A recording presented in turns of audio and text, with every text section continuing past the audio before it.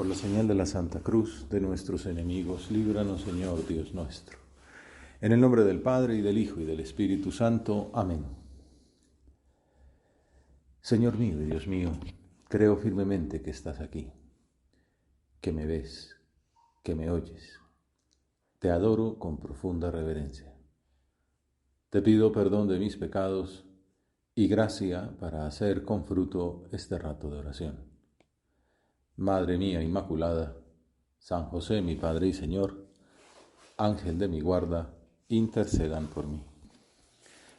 Al enterarse Jesús de que habían arrestado a Juan, se retiró a Galilea. Al final de la primera gran parte de su evangelio, el evangelista Mateo describe que tú, Señor, te dirigiste a la región del norte, de Judea, que es donde está Jerusalén, a Galilea, una zona más secundaria, pagana, se llama Galilea de los Gentiles, pues no totalmente pagana, pero es una región que fue invadida por los asirios para el siglo VIII antes de Cristo, y bueno, como parte de la invasión y desde el manejo político que dieron los invasores, hicieron como se hace en muchas de estas ocasiones, pues se llevaron buena parte de la población a otras áreas y trajeron otros, importaron pues muchas poblaciones diversas pues, para evitar también insurrecciones, etc.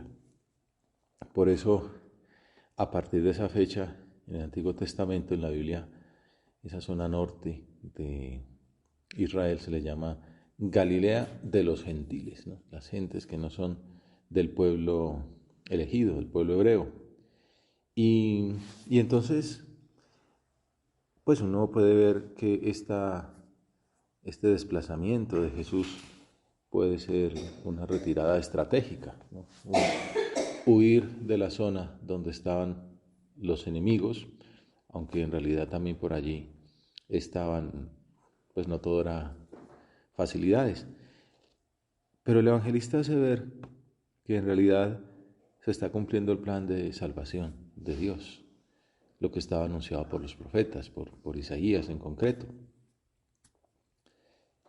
En Galilea de los Gentiles el pueblo vio una luz grande, decía el capítulo 8 de Isaías, que en realidad está hablando de otra zona, más en el lado del Mediterráneo, pero pues Mateo lo interpreta, ¿no? que esa profecía se está cumpliendo con este desplazamiento de Jesús. Y por eso lo cita de la siguiente manera: tierra de Zabulón y tierra de Neftalí, camino del mar, al otro lado del Jordán, Galilea de los Gentiles, el pueblo que habitaba en tinieblas vio una luz grande. A los que habitaban en tierra y sombras de muerte, les brilló una luz. Yo soy la luz del mundo, dice el Señor. Y Mateo lo presenta así. También lo hemos visto en la Navidad, ¿no? Que se anuncia a ese Jesús como la luz que viene a iluminar las tinieblas del pecado. Los Reyes Magos también son inspirados por aquella luz, por aquella estrella.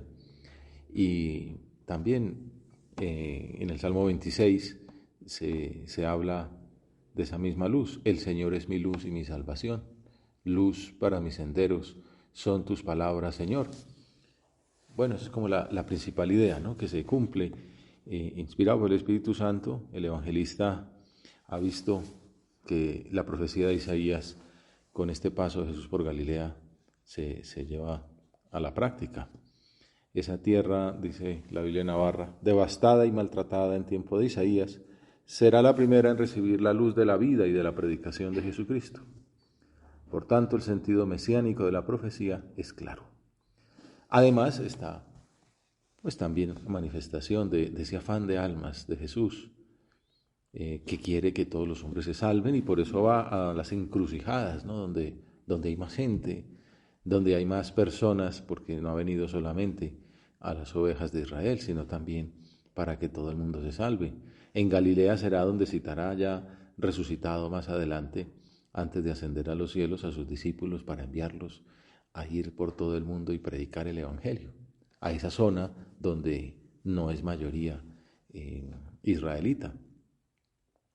busca un poco más quizá de libertad de movimiento, de expresión apostólica, y por eso también va a aquella zona que está más necesitada y más difícil de evangelizar por tanto. Es como si con el arresto de Juan el Bautista se diera un nuevo periodo, un cambio de época en el plan apostólico de Jesús. Dejando Nazaret, se estableció en Cafarnaún junto al mar. Tanto Nazaret como Cafarnaún están en Galilea, solo que Nazaret pues es un pueblito perdido, o era, pues ahora obviamente es muy reconocido y pues ahí hay una gran basílica que recuerda pues donde Jesús vivió pues gran parte de su vida. Pero este paso, este abandono de la casa, el terruño a la vida pública, ese asentarse en una ciudad más estratégica desde el punto de vista apostólico, pues muestra también ese afán de almas, ¿no?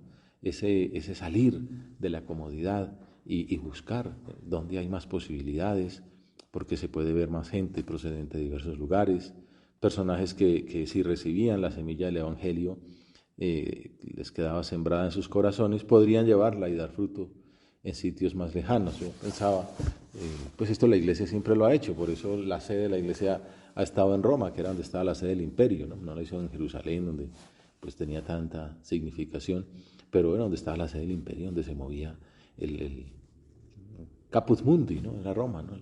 La cabeza del mundo, pues entonces ahí fue donde se asentó Pedro, ¿no? Y donde fue Pablo, para, pues con esa misma idea, ¿no? De llevar el Evangelio a todos los rincones. Dejando Nazaret, se estableció en Cafarnaúm junto al mar. En realidad no es un mar, es un lago, el lago de Galilea. Pero también Mateo ofrece pues esa interpretación de que se están cumpliendo los designios divinos, y a lo largo de 15 capítulos presentará a Jesús en esa zona hasta el punto de que será conocido como el Galileo. También se le llamará el Nazareo, el Nazareno. Y esta predilección mostrará que esta zona pues, es muy importante también para exigencias, ¿no? Para responsabilidad. Por allá en el capítulo 11, Jesús diera unas palabras muy fuertes contra ella. Y tú, Cafarnaún, ¿piensas escalar el cielo? Bajarás hasta el abismo. Porque si en Sodoma se hubieran hecho los milagros que en ti, habría durado hasta hoy. Fuerte, ¿no? Compararla con Sodoma, ¿no? Y decir que Sodoma, si hubiera recibido tantos regalos, no estaría tan mal. Bueno, pues entonces, en este pasaje que estamos considerando, capítulo 4 de San Mateo, Benedicto XVI escribió que este evangelista logró hacer un resumen, ¿no? De la actividad de Jesús. Muchas veces pasa también, no sé, en las grandes piezas musicales, siempre hay una introducción donde se muestra en breve todo lo que se va a desarrollar más adelante, ¿no? Y entonces, antes de pasar a la predicación del monte, en muy pocas líneas, en 14 versículos, del 12 al 25, perfila ante sus oyentes una primera imagen de la figura y la obra de Jesús. Bueno, Señor, estamos haciendo nuestra oración y aquí queremos pues también como captar, que nos ayudes a verte, a ver tu obra, a ver tu figura, para poderte contemplar de cerca, imitarte y seguirte. Benedicto XVI resume este pasaje en 3 elementos, que es los que vamos a considerar en nuestro diálogo con Dios. En primer lugar, el sumario de la predicación; en segundo término, la elección de los 12, y luego ya propiamente la misión de Jesús. En primer lugar, el compendio del mensaje del Señor. Es muy sencillo. Continúa con la predicación de Juan Bautista. Juan Bautista era el precursor, personaje que hemos considerado mucho en el Adviento, en la Navidad, en el comienzo del año litúrgico, el tiempo ordinario, y entonces pues ya hemos visto, quedó encarcelado, y entonces Jesús continúa. Ahí hay una dificultad porque los discípulos de Juan no todos se fueron con Jesús, y ahí había alguna controversia, pues porque como dirimiendo quién era el verdadero líder. Por eso más adelante Juan los enviará a que vayan donde Jesús y les pregunte: ¿eres tú el que tenemos que esperar? ¿El que había de venir, o tenemos que esperar a otro? Y Jesús les hace ver que con sus obras está claro que Él es el Mesías y que Elías es el mismo Juan. Pero aquí Jesús continúa la obra de Juan Bautista y utiliza las mismas palabras en su predicación. Desde entonces comenzó Jesús a predicar diciendo: convertíos, porque está cerca el reino de los cielos. Bueno, gran anuncio, ¿no? Así como Francisco dice que hemos de anunciar la alegría del Evangelio.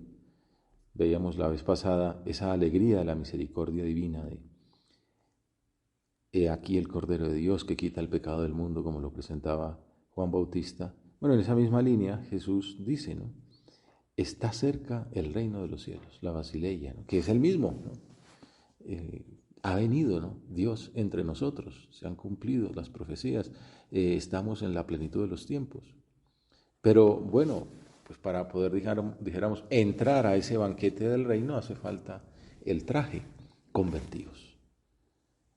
Una vez más, al comienzo de un año, tú, Señor, vienes a nuestro encuentro y nos invitas a la conversión. Y aquí aprovechamos nuestra oración para decir, Señor, como diría San Agustín, conviértenos y nos convertiremos. Somos conscientes de que esa misión de la conversión pues durará hasta que nos muramos, ¿no? Siempre necesitamos cambiar, ser menos indignos de recibirte, de estar junto a ti. Una vez más comenzamos, ¿no? Vuelvo a empezar, Señor, en mi lucha por ser buen hijo tuyo. Y llama la atención que ese sea el compendio del mensaje del Señor. Benedicto XVI comentaba: la invitación a la conversión es un impulso para volver a los brazos de Dios, Padre tierno y misericordioso. Es un impulso a fiarse de Él. Convertidos, qué bonito, una invitación pues paterna, de hermano mayor, no es una amenaza, es un secreto que nos comunica, ¿no? La clave de nuestra felicidad es volver a los brazos del Padre, volver a la casa de Dios. Señor, gracias por estas invitaciones, porque siempre existe pues la tentación de alejarse, por vergüenza, por soberbia también, y tú nos invitas a que nos abandonemos en ti como hijos adoptivos, regenerados por tu amor. Él mismo, sigue diciendo Benedicto, previene con su gracia nuestro deseo de conversión. Se nos está por delante, ¿no? Como un buen padre, como una buena madre que previene, ¿no? Está facilitando el regreso y acompaña nuestros esfuerzos hacia la plena adhesión a su voluntad salvífica. Está con nosotros antes, durante y después. Previene con su gracia, nos acompaña al regreso y luego, pues luego seguirá en ese camino de la santidad. Convertirse quiere decir dejarse conquistar por Jesús. Me sedujiste, dice la Escritura. Dejarse seducir por Él, dejarse conquistar, abrir las puertas del corazón y, entre comillas, volver con Él al Padre.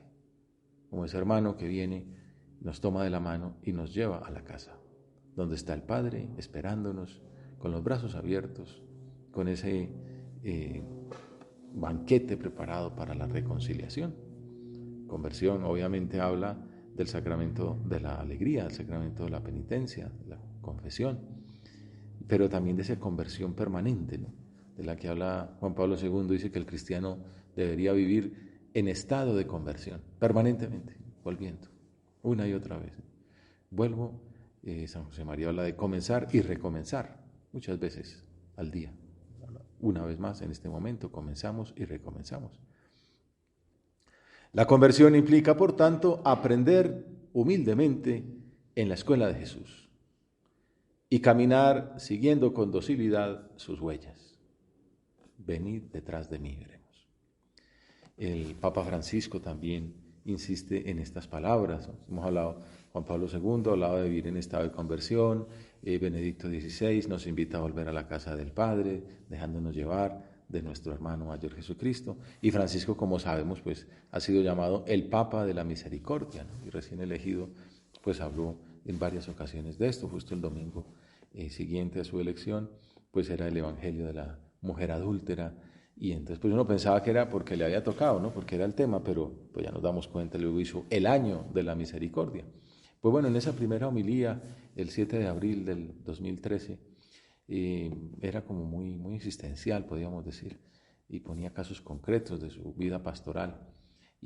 Por ejemplo, decía que pues alguno puede pensar que su pecado es tan grande, su lejanía de Dios es como la de tantas personas del Evangelio, ¿no? La del hijo pródigo. La fe puede ser tan oscura como la de Tomás. No tengo las llagas para volver, para pensar que Dios puede acogerme, que me esté esperando precisamente a mí. Esto le pasa a mucha gente y nos puede pasar a nosotros. Recuerdo que contaban que justo en esos días de la elección del Papa, cuando empezó a hablar de esto, a hablar tanto de la misericordia, de la llamada a la conversión que hace Jesús, pues volvieron muchas personas con décadas, ¿no? de alejamiento, 30 años sin confesarse. Pero bueno, que aquel mensaje les había calado, ¿no? Dios no se cansa de perdonar. Somos nosotros los que nos cansamos de pedir perdón. Dios te espera precisamente a ti. Te pide solo que tengas el valor de regresar a Él. Las mismas palabras de Benedicto, volver a Él, volver a la casa del Padre. ¿Cuántas veces me han repetido en mi ministerio pastoral, Padre, tengo muchos pecados? Y siempre invito, no temas, ve con Él que te está esperando, Él lo hará todo. ¿Cuántas propuestas mundanas sentimos a nuestro alrededor? Sin embargo, dejémonos aferrar por la propuesta de Dios. La suya es una caricia de amor. Bueno, pues hoy el Señor nos hace esta propuesta, conviértete. Dentro de poco, pues ya también vendrá la Cuaresma, ¿no? Menos de un mes, conviértete y cree en el Evangelio. Pero cada día tú, Jesús, nos invitas, conviértete. No temas, ven conmigo, te estoy esperando, yo haré todo. Dejémonos aferrar por la propuesta de Dios, que es una caricia de amor. Para Dios no somos números, somos importantes, somos lo más importante que tiene. Aunque seamos pecadores, somos lo que más le importa. Pues por eso digo que es alegría del Evangelio, de esa autoestima de saberse hijo amado de Dios. Y ese amor se manifiesta fundamentalmente en esta disposición al perdón, a la acogida. Adán, después del pecado, sintió vergüenza, sintió el peso de lo que había hecho. Sin embargo, Dios no lo abandonó. Si en ese momento con el pecado inicia nuestro exilio de Dios, ya hay una promesa de vuelta, la posibilidad de volver a Él. Por eso Jesús hizo hombre, para abrirnos el camino del regreso, el camino de la reconciliación, de la liberación, de la redención, para soltar las amarras, la esclavitud del pecado y abrirnos las puertas de la libertad de los hijos de Dios. Dios pregunta enseguida, Adán, ¿dónde estás? Va y lo busca, al que le ofendió.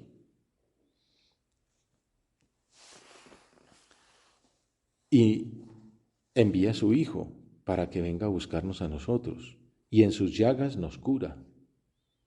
Acuérdense de lo de San Pablo, ¿de qué me puedo enorgullecer sino en mis debilidades, en mi pobreza?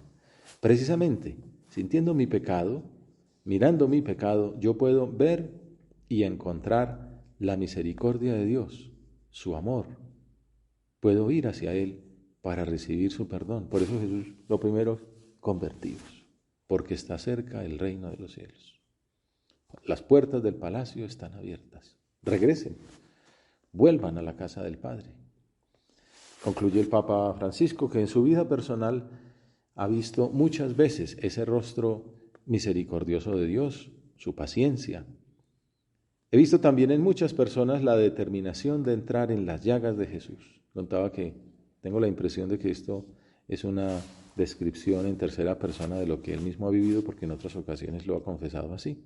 Que tiene esa devoción a las llagas de Cristo, que todas las noches reza 5 Padres Nuestros, uno por cada llaga mientras se duerme. Entrar en las llagas de Jesús diciéndole, Señor, aquí estoy, acepta mi pobreza, esconde en tus llagas mi pecado. Se lo podemos decir ahora, cada uno metiéndose en la llaga que más devoción le dé.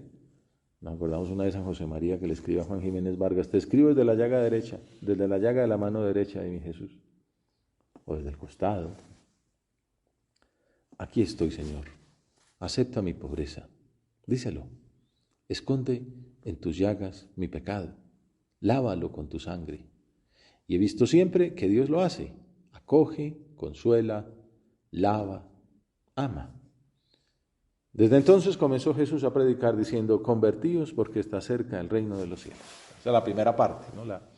El sumario de la predicación de Jesús. Luego viene la segunda, el llamamiento de los primeros 12, con lo cual es un gesto simbólico, dice Benedicto, y al mismo tiempo, con una acción muy concreta, anuncia y pone en marcha la renovación del pueblo de Israel, de las 12 tribus. Cambia las 12 tribus por los 12 apóstoles, la nueva convocatoria de Israel. Convocatoria se dice eclesia, de ahí viene la palabra iglesia, ¿no? De la convocación, de la llamada. Y como fruto de esas enseñanzas iniciales vienen los primeros frutos, las primeras vocaciones al apostolado, que Mateo describe en dos parejas de hermanos, como dos relatos paralelos, que también tiene de bonito, pues que habla como de la fraternidad pues de sangre ahí en este caso, pero que muestra que esa iglesia, ese nuevo pueblo de Dios es familia, ¿no? Hemos hablado de convertirse a la casa del Padre, que Cristo nos hace sus hermanos e hijos adoptivos y por tanto hermanos entre nosotros. Estos dos pares de hermanos eran socios de una pequeña cooperativa pesquera y no dudaron en seguir al maestro inmediatamente. En otro relato aparece otra búsqueda que hacen uno de cada familia, Juan y Andrés, que persiguen a Jesús, ¿no? Hasta que Jesús se devuelve y les dice, ¿qué buscáis, no? ¿Dónde vives, no? Venid y lo veréis. Aquí es Jesús que los ve y los va llamando por parejas de hermanos. En primer lugar, llamó a los más experimentados. Paseando junto al mar de Galilea, vio a dos hermanos, a Simón llamado Pedro y a Andrés, que estaban echando la red en el mar, pues eran pescadores. Pensaba en ese punto de camino que gustaba tanto a San José María. Lo que a ti te maravilla, a mí me parece razonable. ¿Que te ha ido a buscar Dios en el ejercicio de tu profesión? Así buscó a los primeros, a estos que estamos mirando en este rato de oración, que son Pedro, Andrés, Juan y Santiago, junto a las redes. A Mateo, sentado en el banco de los recaudadores. Y asómbrate, a Pablo, en su afán de acabar con la semilla de los cristianos. El trabajo como lugar donde el Señor nos llama. También entonces esa conversión nos puede servir en este rato de oración, conversión laboral, podríamos decir, ¿no? Convertir el trabajo en encuentro con Jesús, en encuentro con los hermanos. Nuestro Padre utilizó mucho este pasaje de la llamada para meditar sobre el misterio de nuestra vocación, de lo que significa ese ir detrás de mí, venid en pos de mí, les dice. Ya eso es para darle muchas vueltas, ¿no? La vocación es venir en pos de mí, venir, ponerse en camino y con un itinerario claro, detrás de Jesús. Bueno, ese itinerario termina en la cruz, por ejemplo. Venid en pos de mí. Y, por ejemplo, una meditación al Colegio Romano en el 54 les decía, hijos míos, seguir a Cristo, venid en pos de mí y os haré pescadores de hombres, es nuestra vocación. Y seguirle tan de cerca que vivamos con Él, ¿no? Venid y lo veréis. Vivir contigo, Señor, a toda hora. Tener nuestro corazón en tu casa, en el sagrario. Vivir tan de cerca que vivamos con Él. Seguirle tan de cerca como los primeros 12. Tan de cerca que nos identifiquemos con Él. Esto es un tema de la teología de la vocación, que si es seguirle, si es parecerse. Bueno, aquí vemos, es todo junto, ¿no? Vivir con Él, seguirlo, identificarse con Él, vivir su vida, que es meterse en el Evangelio, conocerla, hasta que llegue el momento cuando no hemos puesto obstáculos, que esa conversión es remover los obstáculos, en el que podamos decir con San Pablo, no soy yo el que vivo, es Cristo quien vive en mí. La homilía, vivir para la gloria de Dios. Y el Evangelio nos dice que Pedro y Andrés lo hicieron. Inmediatamente dejaron las redes y lo siguieron. Luego San José María tiene otra homilía, ya pues más pública, Cristo que pasa, una homilía sobre San José como maestro de vocación, de fidelidad, en cuya fiesta pues le piden al Señor vocaciones, se renueva la entrega. Y entonces decía, la vocación, venid detrás de mí, enciende una luz. El pueblo que andaba en tinieblas vio una luz que nos hace reconocer el sentido de nuestra existencia. Es convencerse, con el resplandor de la fe, luz, resplandor, del porqué de nuestra realidad terrena. La vocación le da un sentido a nuestra vida que tanta gente está buscando. También por eso es tan importante el apostolado. Mostrar esta luz, mostrar este resplandor. Dios nos saca de las tinieblas de nuestra ignorancia, de nuestro caminar incierto entre las incidencias de la historia y nos llama con voz fuerte, como un día lo hizo con Pedro y con Andrés. Venid en pos de mí y os haré pescadores de hombres, cualquiera que sea el puesto que en el mundo ocupemos. Después de la historia de Pedro y de Andrés, el Evangelio describe la vocación de los famosos hijos del trueno, Santiago y Juan, y pasando adelante vio otros dos hermanos, a Santiago, hijo de Zebedeo, y a Juan, su hermano, que estaban en la barca, repasando las redes con Zebedeo, su padre, y los llamó. Claro, ya da más datos, ¿no? Pues están trabajando, están repasando las redes, están cuidando los detalles pequeños, están, pues no simplemente dejan la reja ahí tirada, sino que cuidan las cosas. Están con su padre, ¿no? Son familia, están con él. También dejan ver que hay un sacrificio, hay algo que dejar detrás de Jesús. No es que estén como buscando algo que hacer, no saben qué hacer y Él los llama a los desocupados estos, no. Ellos tienen una labor, tienen una familia que deben abandonar para seguir a Jesús, que de alguna manera se entrevé que es una decisión que les cuesta, por cuanto supone dejar el trabajo cotidiano y abandonar la familia. Es una invitación al lector a que sea también ese discípulo. Una cosa llamativa que Mateo no utiliza aquí la palabra apóstol, sino discípulo. El apóstol son ellos 12, discípulos somos todos.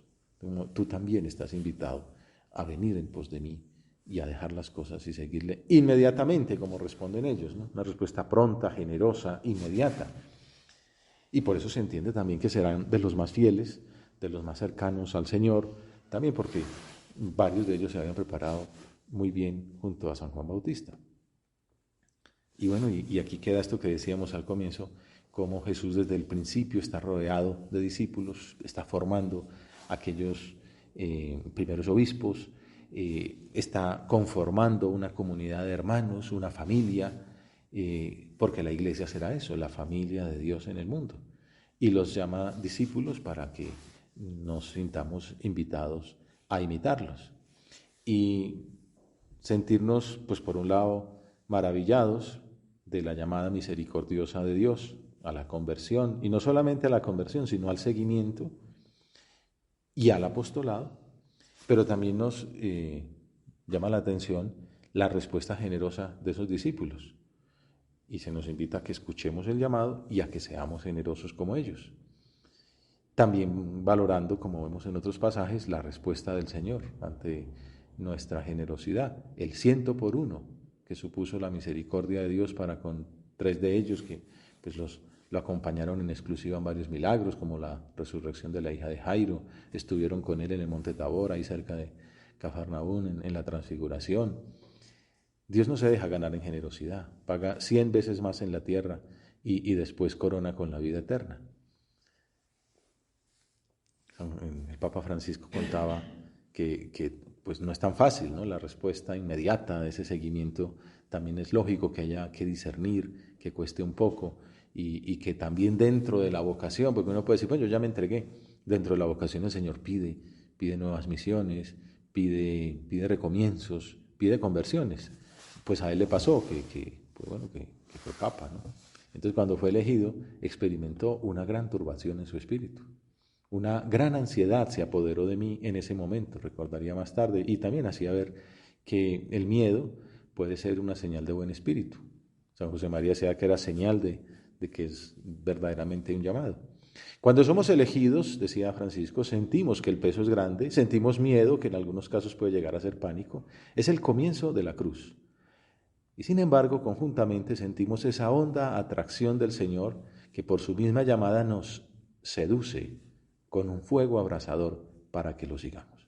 Bueno, ya por último, Mateo concluye el pasaje con un resumen de lo que hacía Jesús, que enseña, anuncia el Evangelio y cura a los enfermos, como una declaración programática y un resumen del ministerio de Jesús, que luego iremos viendo a lo largo del año.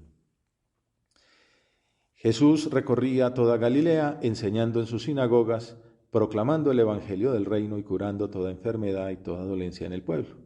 Por eso Benedicto XVI escribió que aquí se aclara que Jesús no es solamente un maestro, sino redentor del hombre en su totalidad. El Jesús que enseña es a la vez el Jesús que salva. A la Virgen le pedimos que al inicio de un nuevo año acojamos de nuevo la invitación de su Hijo para que nos convirtamos, para que vayamos detrás de Él y seamos pescadores de hombres como los primeros 12 y que vayamos por el mundo con Él, enseñando, anunciando el Evangelio y cuidando a los necesitados.